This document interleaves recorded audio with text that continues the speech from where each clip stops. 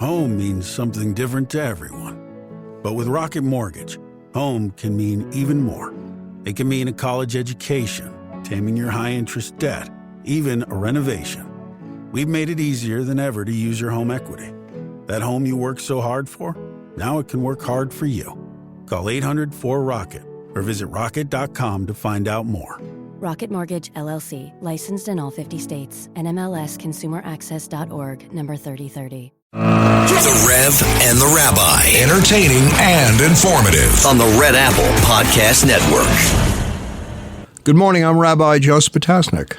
And I'm Reverend A.R. Bernard. Reverend, we have once again on our program someone who started off as Long Island's congressperson. Now he's America's congressperson. I'm talking about Congressman Peter T. King. Let me just say this. I learned that, in 2014, he won with 68.5% of the vote, the highest margin of any congressional candidate on Long Island. So in order to do that, you have to receive bipartisan support. Mm-hmm. And in today's world, that is a rarity. So you're talking about someone who's able to work on both sides of the aisle and get things done. He delivered to his district. He delivered to America. I remember his battle for 9/11 funds and hurricane funds. He's always been there for his people. Welcome, Congressman Peter King. Oh, after that introduction, thank you, Rabbi. Thank you, Reverend. I'm looking forward to it. Just go easy. And so the audience knows, yeah, he's a regular on the show, so you can expect him back from time to time because he has such wealth of wisdom and experience to deposit to our conversation. Rabbi, you want to start us off? Yeah, Congressman, thank you once again. Thank you for your friendship. You and I know you've known your family for several years, and I consider myself a member of your extended family, even though you didn't want me. But I'm part of your family. Yeah, we're trying to go to court to stop that, but I don't know, somehow. No, you've been a good friend, and especially in times of need, you were always there for us. Yeah. You know what I'm talking about, so thank you. So everybody says that you can work, on a bipartisan basis. You think you could do that today if you were in Congress? It'd be difficult, especially if I was starting out today. I mean, I was able to begin my time in Congress when there was still a certain amount of bipartisanship. So I built up a reputation and built up a following in the district. I don't mean that egotistically, but I mean, I was able to build on that. So I had a foundation. So later on, when bipartisanship became tougher, I had a foundation to fall back on. But if you're coming in today and you just get elected, maybe you've had a tough election, and you have to raise a lot of money for your next election because the other party is coming after you right away. And if you try to stake out any type of bipartisan record, the zealots in your party attack you. And so you have the other side attacking you because that's their job to knock you out of office. And your people who should be on your side are coming after you because you're not 100% pure in their eyes. And by the way, as President Trump is finding out right now, different factions of your party have a different definition of what purity is. They decide what's right and what's wrong, and you're not allowed to deviate from that. And this is totally different from the Democratic days of JFK or Bill Clinton or the Republican days of Ronald Reagan. But listen, Reagan came into office as a hardline, probably the most conservative president ever elected. But then, and he stayed with that generally, but he made a number of exceptions, including making deals with Tip O'Neill. And when I say deal, I'm saying that in a positive way. He was able to bring together differences within his own party, and Tip O'Neill did likewise the Democratic Party.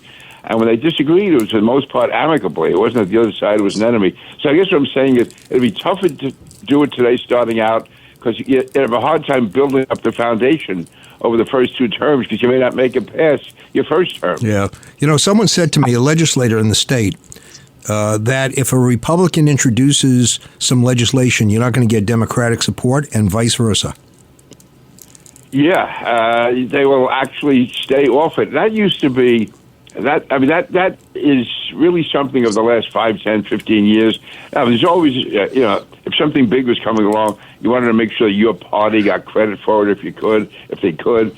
But to actually stay off legislation or to stay away from something which you support 100% because the other guy may be getting credit for it, that's really much more of a recent phenomenon, and it's dangerous because to me, it makes not just life a lot easier, it makes government a lot easier to function if you can find a number of issues that you can agree on, work hard on them, and then on the other side you can fight it tooth and nail. You can go at each other.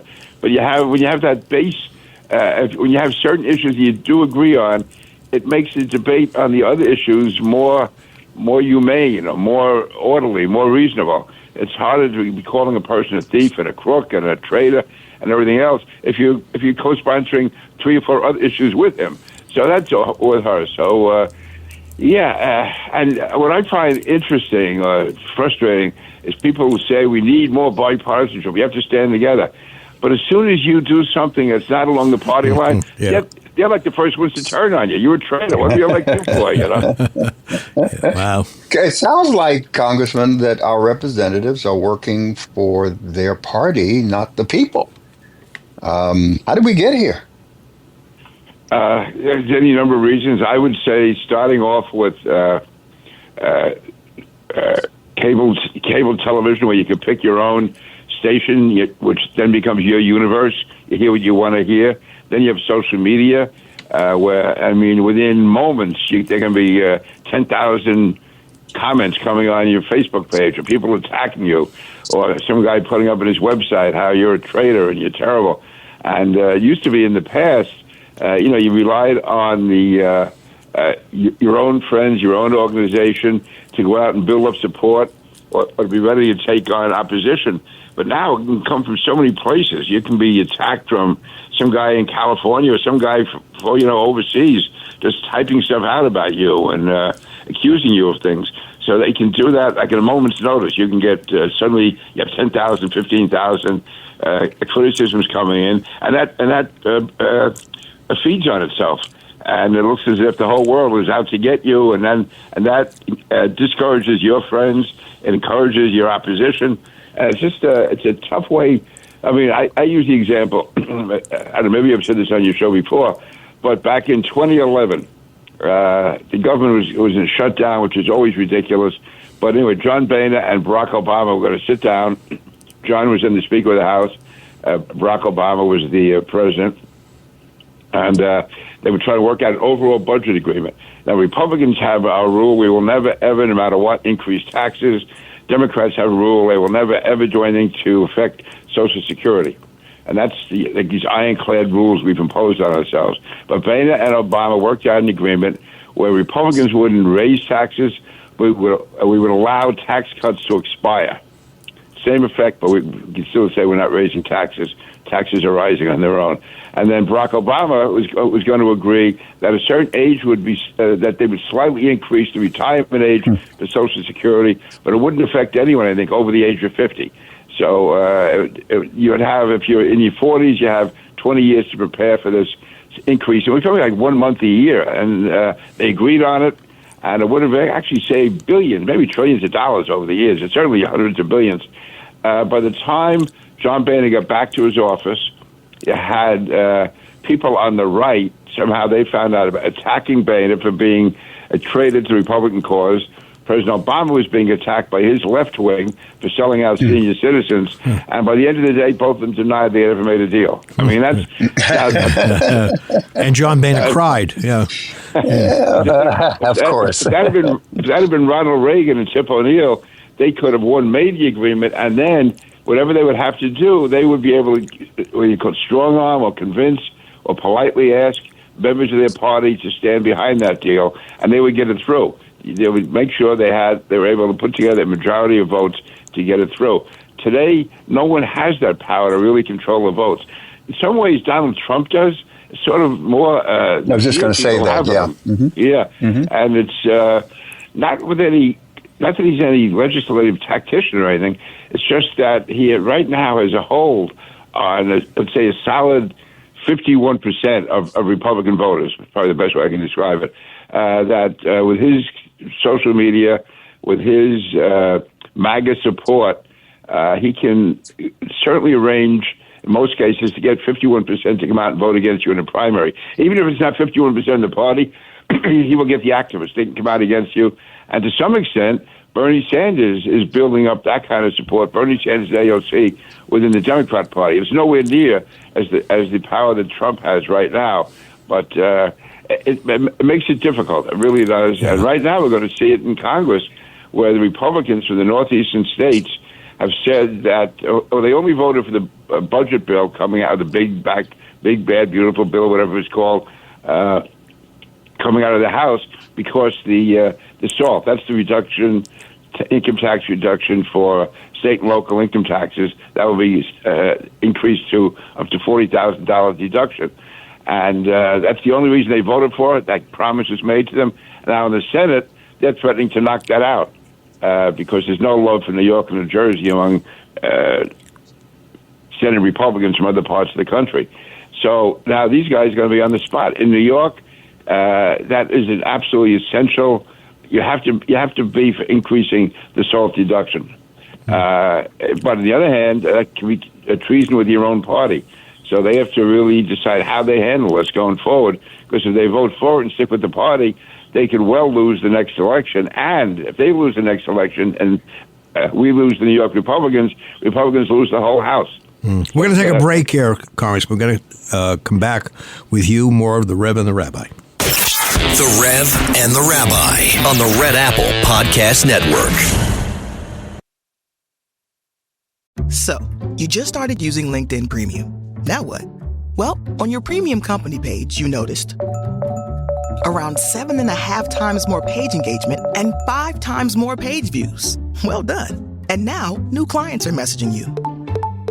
All because you're using LinkedIn Premium, which helps you get the business growth you want. Think big, small business. Think big. Start your free trial at linkedin.com/premium small business. That's linkedin.com/premium small business. Imagine this. The best pasta sauce you have ever tasted sits abandoned on a plate. Wasted sauce. That is a tragedy. If only you had used Barilla al Bronzo pasta. Its bronze-cut texture holds your sauce and scoops up every last drop. The Italians call that scarpetta. Capture sauce the Italian way. Barilla al Bronzo. Click or tap the banner to find out more. Running a business comes with a lot of what-ifs. But luckily, there's a simple answer to them. Shopify.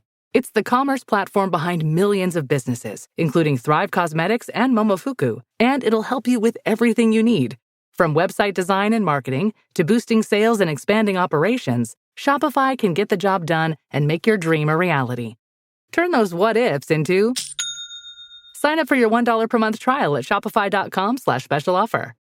We off? 30 seconds of carefree bliss. Oof, like wind in your hair carefree. Oh, like using Clorox Disinfecting All-Purpose Cleaner in the home carefree. Yes. Like dog slobbing on the coffee table and cleaning it with Clorox Carefree. He's on a roll now. Spit toothpaste on the faucet. You got it. You got it. Peanut butter on the light switch. Oh, spritz. Spritz. Clorox, man. Clean feels good. Okay, we're back. Use as directed. The Rev and the Rabbi. Entertaining and informative on the Red Apple Podcast Network. Welcome back. I'm Rabbi Joseph Potasnik. And I'm Reverend A.R. Bernard. We are speaking with America's Congressman Peter King. Yeah, and during the break, we were talking about a few things, and a thought came, Congressman, that when it comes to Donald Trump, the voters that support him seem to have an emotional identification with him. But the electeds seem to fear the influence that he has over that block of voters that have an emotional connection. How do we understand this? It's really difficult. Go back to 2016 when Donald Trump said he could shoot somebody on Fifth Avenue and his people would still vote for him or still support him. It seemed like a real crazy exaggeration at the time, but it's almost true. And people, let's say, who felt one way for years on a certain issue, once Donald Trump takes the other side of it, they agree with Trump. They're willing to forget all that they stood for in the past. I can't think of anyone in recent times in the United States who's had that type of power over such a large number of people. I don't think it's a majority, but it's enough of a majority within the Republican Party to have people who will follow him no matter what, and then another part of the party will follow him because they're intimidated by that power. Yeah, Congressman, let's go to the international scene. Iran, Israel. We who support Israel strongly, who love the state of Israel, are grateful to the president for his steadfast support. He has stood with Israel. He has not equivocated. That's not true of others, but I think we have to recognize and say thank you, because Israel in this present conflict needs support, especially when we're talking about, the detection of atomic enrichment underground in Fordo. So, how do you react to all of this? Well, I think we should, as Americans, all agree that Iran should not be allowed to have nuclear weapons. We also realize that Israel is the country that it's really this is a do-or-die situation for them. In the United States, we don't have to fear long-range Iranian missiles right now.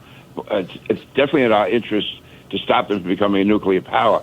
But the one country right now which has to fear the most is Israel. And Israel is our strongest ally in the Middle East, and the Middle East in the long run is essential for our national security. So we have to, I think, take the position that those weapons that nuclear capacity has to be taken out. Ideally, it could be done by diplomacy, but on the other hand, if it doesn't work, and you can't allow the Iranians to string us along. So I would say, I think probably what President Trump is doing now is the right thing. I think Netanyahu did the right thing in attacking, but the final work would have to be done by the United States. I can understand why the president wants to wait a while, not too long, but if nothing else, be ready militarily if we are going to act, that we're ready to go on a moment's notice. And secondly, what do we do afterwards? Is there going to be a regime change? If there is regime change, who's going to come in? We saw in Iraq, it was successful. We deposed Saddam Hussein. But then we realized that we had all these different tribes in Iraq, and they couldn't come to an agreement. And we had people who should have been on our side fighting each other. And there was chaos there in 2 or 3 or 4 years after Saddam Hussein was deposed.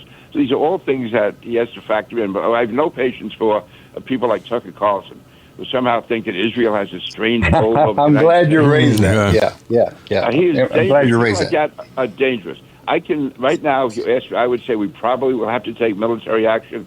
If the president wants it, I would support it. But I understand what goes into that judgment, but I would never tolerate the thinking that somehow we're doing this because the Jews are so powerful, that they're controlling our foreign policy, that we're being sold out, that Trump doesn't know what he's doing, that the military doesn't know what they're doing. That, to me, is undermining the President of the United States on an issue that we can all agree on. It's not like, to me, the issue, no American, even though people like Tucker Carlson somehow think Iran is no threat to us, that it's really the United States that's responsible for so many of these issues.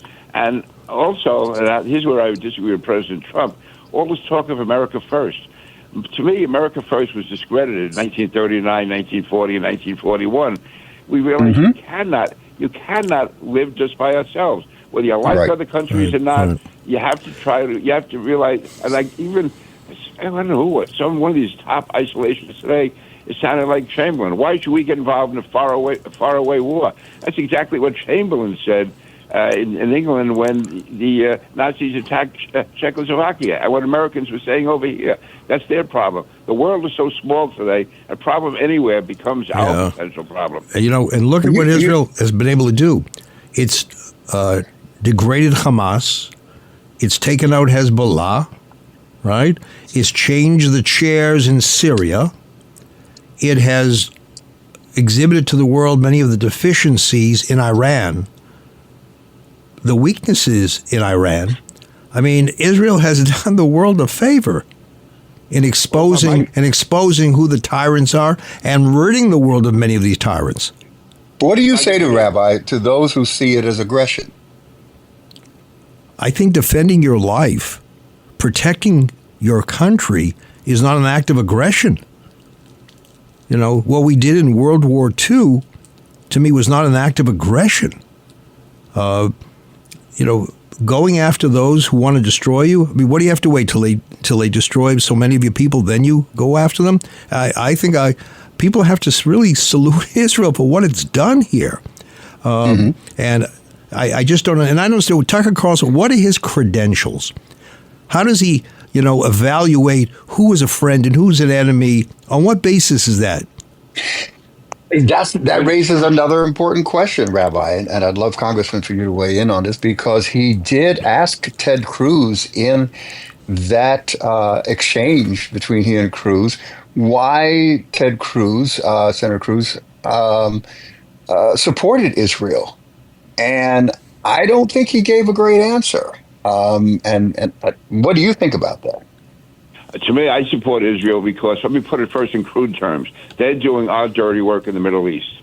I mean, they have really saved so many American lives and saved so many American dollars by doing what they're doing. But secondly, they're our strongest ally. The Middle East is essential to our national security, and they're the only democracy there, the only country we can count on. And also, from what I've seen when I was in Congress and just different trips I've taken, a number of those Arab states want to make agreements and peace with Israel. That's one of the reasons why Iran, I believe, got behind Hezbollah and Hamas to attack Israel on October 7th, because they saw actually Saudi Arabia was going to join in with the Abraham Accords. And those, I mean, you talk to Egypt, whether it's Mubarak before him, or any of the leaders there today, in Jordan, in Morocco, even Saudi Arabia, which I have no love for at all.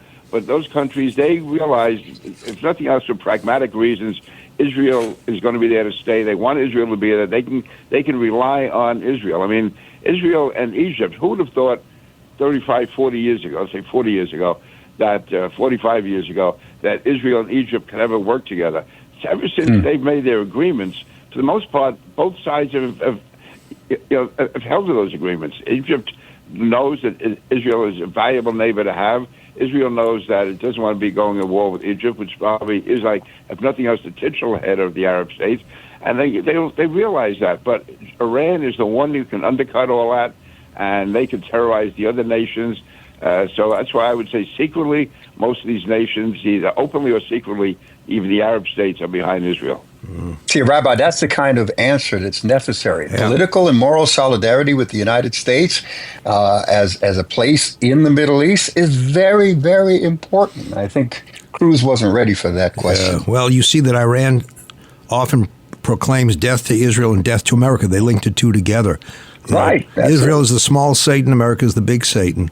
I just think it's a moment of real testing here of our strength. But you go back to the aggression. I think from a religious standpoint, someone says, I want to kill you. Jewish tradition says you have a right to remove that person. You don't have to be a martyr and lose your life because you don't want to act initially.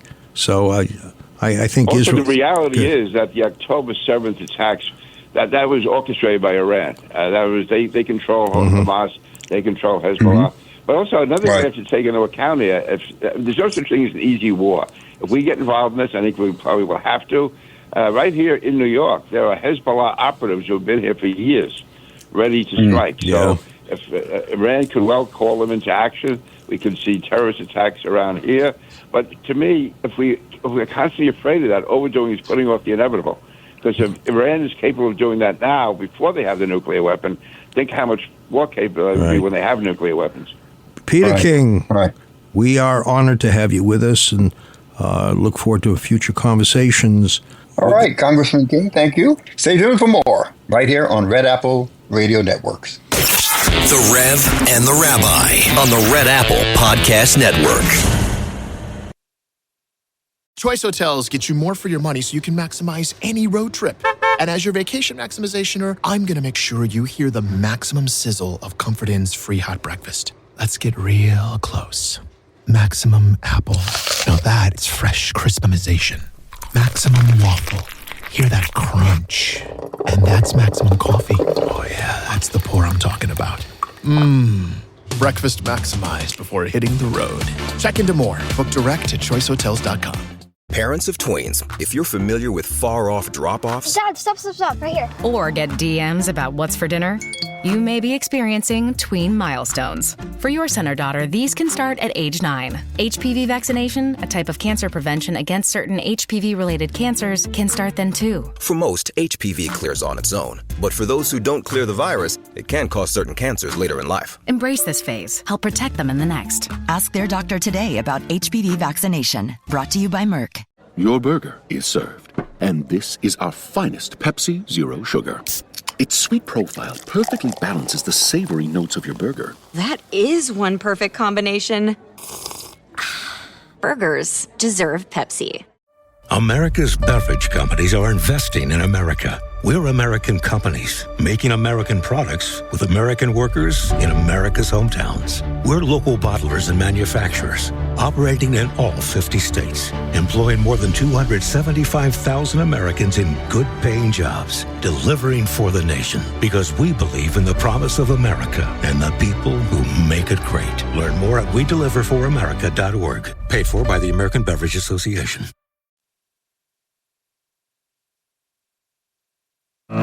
The Rev and the Rabbi. Entertaining and informative on the Red Apple Podcast Network. Welcome back. I'm Rabbi Joe Spatasnik. And I'm Reverend A.R. Bernard. Hope people are doing well in the heat. And as we've said before on this program, if you think this is hot, if you don't get to heaven, you're going to be greeted by a bigger surprise. Oh, yeah. This is... hell is hot. How did they know that? That hell is hot. What kind of heat are we talking about here? Let me tell you, a heat that you can't. There's no air conditioning. No air conditioning. That says it all. Yeah. That says it all. So you and I have been talking. You were very, very troubled. I didn't see the Tucker Carlson interview, but I've read excerpts. And once again, I asked, I don't know Carlson's credentials to be an expert on everything. But as we both know, you don't have to have credentials to have a following. Say what people want to hear, and all of a sudden, this is a genius. So, yeah, and if you speak confidently enough, arrogantly enough, and sound like you know what you're talking about, people will follow you, and that's unfortunate. But I'm glad that we take a minute to think about this, because it was an exchange between Senator Cruz, and Tucker Carlson. And it was over the, Israel-Iran situation. And Carlson, sees the United States as having an aggressive role in this, and Israel. But he asked Senator Cruz a very important question. Why do you support Israel? And I have to be very honest with you, Rabbi, he didn't have a great answer. He made reference to Genesis 12, the covenant that God made with Abraham, and basically in that chapter, it says, "I'll bless those who bless you." Yeah. So he, his position. Well, you bless the people of Israel, you'll be blessed. But Tucker Carlson came back and said, "Well, wait a minute. Are you talking about the Jewish people as a whole, the Hebrews, or you're talking about the political state of Israel? Because there is a difference." When you talk about a political entity and you relate it back to the covenant. So he asked the very important questions that many evangelical Christians, unfortunately, they don't have a great answer for, and there are different perspectives on it. So when I heard it, I said, man, I'm clear why I, as a Christian, support Israel. It's because, number one, of shared spiritual heritage. Right. Our roots are in Judaism. Christianity, the early church, emerged from Judaism, and the Old Testament is foundational to our New Testament faith. So there is that spiritual, heritage that we share. And secondly, with political and moral solidarity with the United States. We have an important ally in the Middle East that aligns with our values and our religious freedom, human rights, and resistance against terrorism. And that's important considering that region in and of itself. Now, there are others, Rabbi, who are in the evangelical circles who, they're looking at prophecy, they're looking at Ezekiel, they're looking at Daniel, Zechariah, and there are a lot of things that are, kind of off substantiation. But these are biblical interpretations. What have you encountered with this? I've met with some evangelicals over the years, and I've heard the blessing, and some of those some of our people suspect the reason evangelicals are close to the Jewish people is because of that, that promise. But I find that most people who stand with Israel do so very pragmatically. Their values and our values coincide. Their enemies and our enemies coincide. We are fighting for the same things. We want the same things in our lives. And we need Israel, as you say, on the front lines there to protect us here in America, because we spoke about Iran. Iran gets nuclear weapons. It's not just Israel. It's going to be a potential target. It's the free world. It's Europe. It's America. So I think we have to look at it in a very, very pragmatic way as well, because not everybody subscribes to biblical prophecies. Not everybody subscribes to biblical interpretations. There's got to be, what are we really talking about today? What does it really mean for us without all the biblical sources? And we are people of faith. We're saying we need more than biblical sources. That's important, Rabbi, especially if you are an elected official. Look, Peter King, he's Catholic, he's a Christian, right? Yep. But he was very specific in terms of the political and moral solidarity as the foundation for his understanding the need for a relationship with a strategic partner in the Middle East. But unfortunately, I know that whole, what is called premillennial dispensationalism that ties the return of Jesus, the Messiah, to the reestablishment of the state of Israel. Ezekiel talks about regathering, God regathering the Jewish people into their own homeland. I get all of that. But everybody doesn't subscribe to that. So and how do we explain that support? By the way, those who do subscribe, who say that the Jews will be returned to the homeland and then the Messiah arrives again in Christian eyes, we Jews, just stand with us. Whatever your reason is, we'll take the support. We need allies. So if that's the reason, okay. And we can have our differences. We have our differences in terms of biblical passages and how we look at those passages and through our own lenses. But at the end of the day, who's standing with us and who's standing against us, that becomes the real dividing line. And we have to be careful with our theological interpretations, because Iran, under Muslim beliefs, right, believes in that the return of the 12th Imam, right, and that's a religious, that's an interpretation of the Quran, and they believe that when the 12th Imam returns, it's because he has to because of war, right.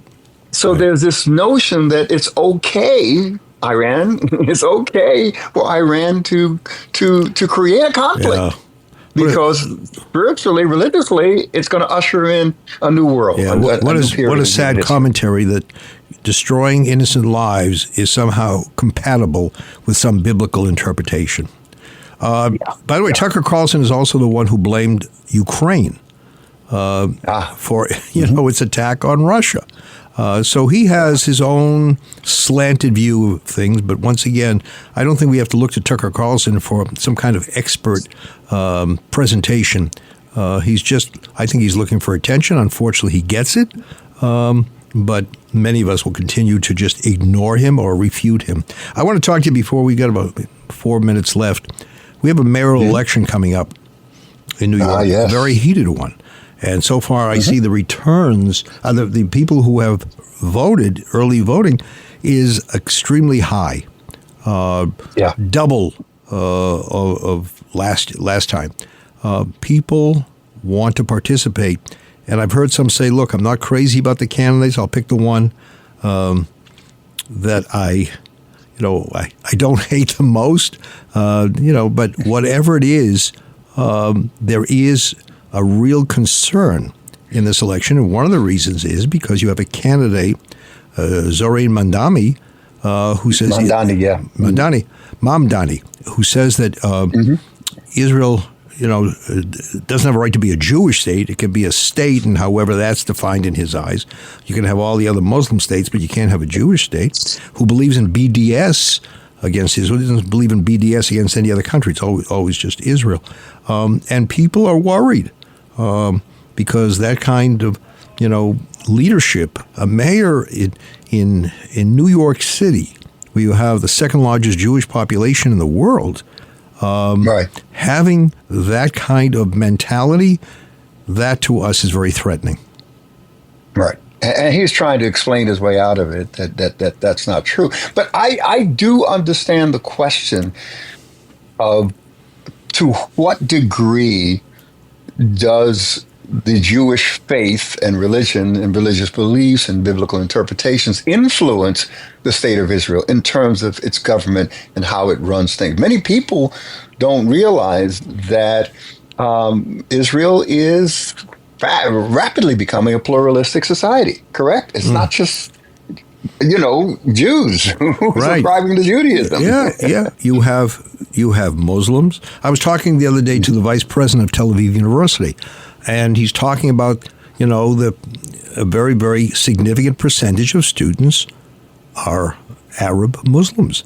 And if you go to the cafeteria, you see Jews and Muslims sitting together, talking together. Of course, those stories don't make the first few pages of any of the newspapers. But Israel, when I see people of the LGBT community marching for Palestine and marching for Gaza, you know what would happen to them in Gaza if they marched? That'll be the last march. So sexual identity. Yeah. So I think this is a very difficult time. And when the mayoral candidate Mamdani says that globalize the intifada is an acceptable phrase, we really get very nervous because that phrase has been used to justify the murder of innocent people. Right. So I take it you don't like this guy. I more than don't like this guy, I don't want to see him being part of any kind of elected body in New York.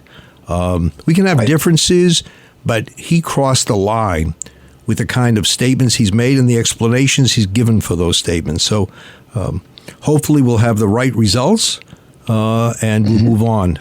And as I said, I wish Ed Koch would still be alive, so he would address these. He would address these issues. So candidly. Let me say this. Yeah, let me say this to you. I respect the fact that there's a threshold. Your concern for any political candidate is his or her relationship with the Jewish community, right? Just like me, right? And I think that should be unashamed, unapologetic. I'm concerned about the agenda for communities of color in this nation who are, minority, marginalized communities in many ways. Yes, many are upwardly mobile, experience unprecedented levels of wealth and education. But still, there is, that marginalization that's a reality because of the color of someone's skin. We're still working through that as a nation. But I respect the fact that you openly and publicly are concerned about your community. As I am concerning mine. I see Israel fighting for its right to live as a Jewish state, and I think we in New York, we have to vote so that we can live freely as Jews without fear of any kind of intimidation or fear of attack. You have to look at that for your people, and there's nothing wrong with looking at what's in the best interest of your people when you vote, because very often, as my father would tell me, what's good for us is good for others as well. Rev, we're going to go to a break, and we'll be back with more of The Rev and the Rabbi. The Rev and the Rabbi on the Red Apple Podcast Network.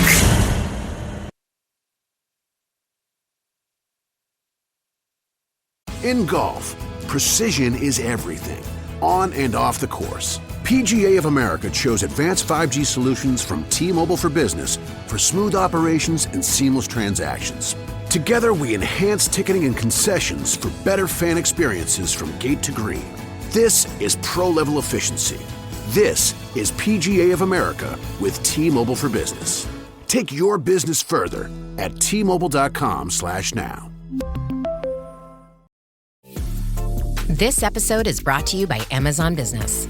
How can you free up your team from time-consuming office tasks? Amazon Business empowers leaders to not only streamline purchasing, but better support their teams so they can focus on strategy and growth. Free up your teams and Focus on your future. Learn more about the technology, insights, and support available at amazonbusiness.com. I already love same-day delivery with Shipt, but it's so much better since I signed up for Target's Circle 360. Why? Because I no longer pay price markups from the majority of stores through Shipt. Only a handful of alcohol retailers and items don't count. That means no markups on groceries, pet food, even home goods and makeup. So to recap, I have more time to catch up on life while someone shops for me, and I spend less. It's a win-win. Order now at shipt.com/360. Terms apply. Shopping is hard, right? But I found a better way. Stitch Fix online personal styling makes it easy. I just give my stylist my size, style, and budget preferences. I order boxes when I want and how I want. No subscription required. And he sends just for me pieces, plus outfit recommendations and styling tips. I keep what works and send back the rest. It's so easy. Make style easy. Get started today at stitchfix.com/Spotify. That's stitchfix.com/Spotify. The Rev and the Rabbi. Entertaining and informative on the Red Apple Podcast Network. Welcome back. I'm Rabbi Joe Spatasnik. And I'm Reverend A.R. Bernard. Reb, I just want to say, go ahead. I'm sorry. Go ahead.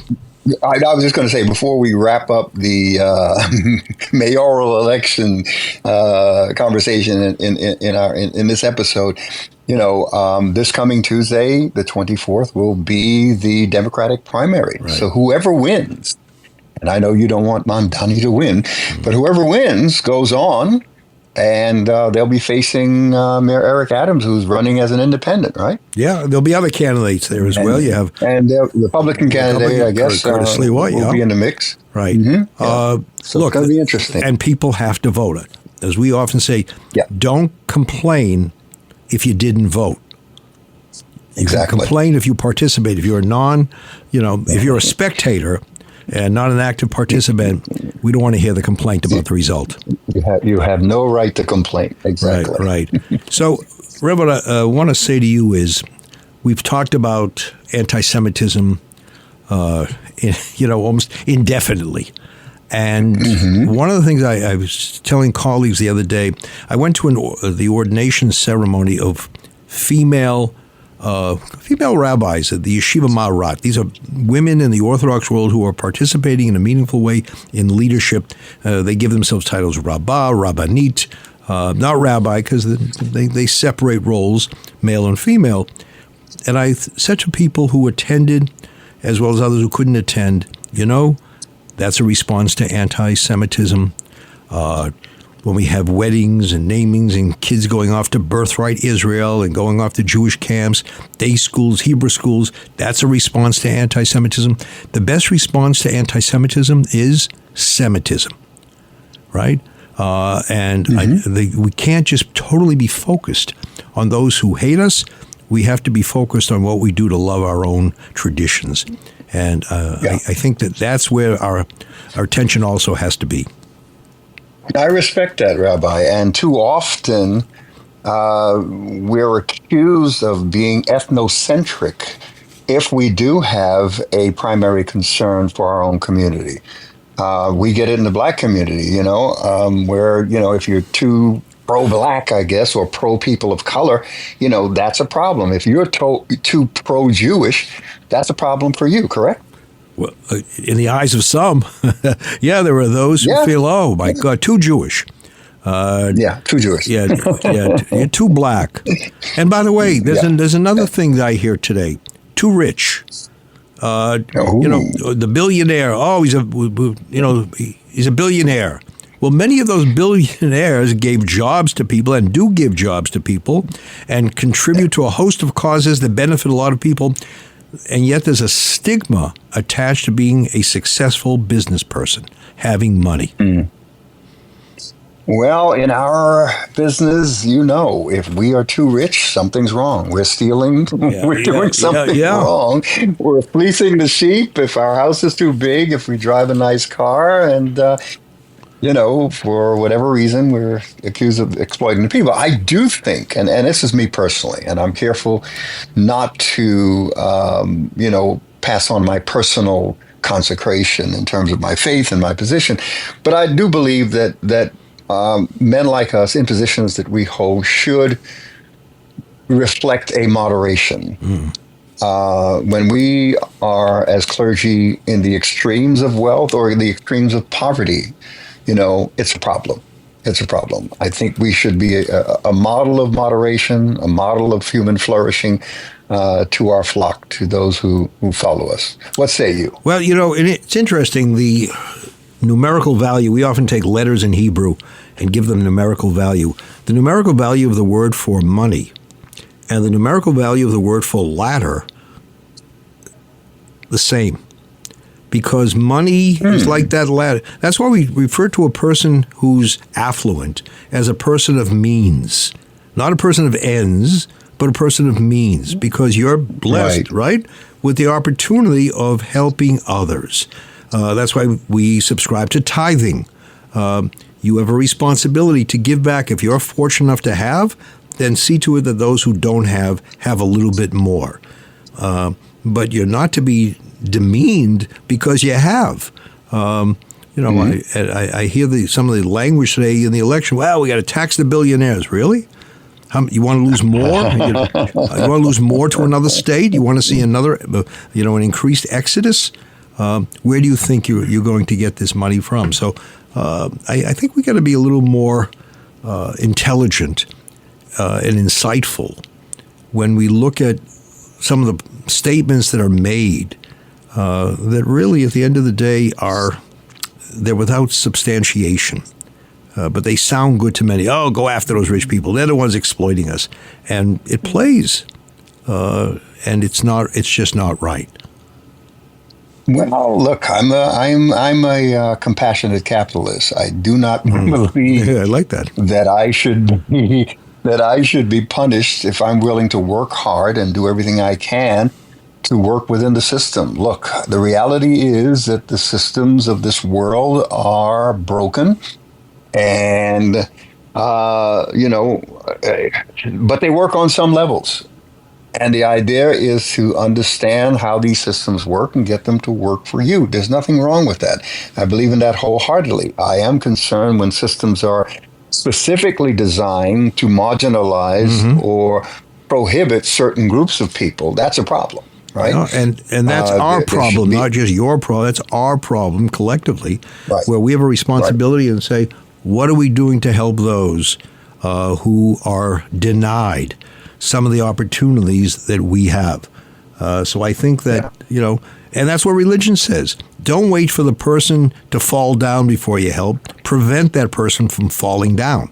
That's good. Right? That's good. So I think... I like that. Yeah, I think, we who've been blessed with whatever success we have to look at others and say, what about them? And that's why if you go to many homes, you always have those charity boxes on the counter in the kitchen. My family, my mother used to say, that's our interior design. All of those charity boxes used to give to all of these causes because we knew whatever we had, part of that has to be separated and given to those who are struggling to survive. But isn't that the way it should be? We are our brother's keeper, that what affects one individual affects all. It's when we isolate ourselves from the reality of others that we end up with an inequitable society, and people who are marginalized and disenfranchised and exploited. I agree 100% in our faith tradition. And there's some who are divided, even in Christianity, about this. Jesus looked at both wealth and poverty and said that there have to be boundaries and that either extreme is no good. Yeah, extremes hurt us, but I see, we're a very compassionate society. We give to a host of causes. When I see people pointing fingers at others and just there's a lack of respect for others as created in the image of God. We use that phrase quite often, but I hear the way some people talk like you're different. You're not part of our human family. And I think we got to be careful when we start, with that degradation, because we all are part of the human family, and some people really have not been able to succeed because there were doors that were closed. I got to tell you, I was talking to an individual who's very involved with kidney transplant. Because people need, they need transplants, and I've known him for years, and spoken to him about people who need kidneys, and he does it because it's a mitzvah. It's the right thing to do. You got to help those. And I thought to myself, that's the way we should look. If you're going to do it because you're not forced to do it. Not just you're getting a tax, credit for it, but do it because it's the right thing to do. It's a mitzvah. All right. Till next time. God bless. Thanks for listening to The Rev and the Rabbi. You can hear The Rev and the Rabbi Sunday mornings at 7. If you like the podcast, share it with your friends and listen anytime at WABCRadio.com and download the WABC Radio app. Hit that subscribe button on all major podcast platforms. Plus, follow WABC on social on Instagram, TikTok, Facebook, and X. See you next time for a new episode so you never have to wonder. What the heck is going on here?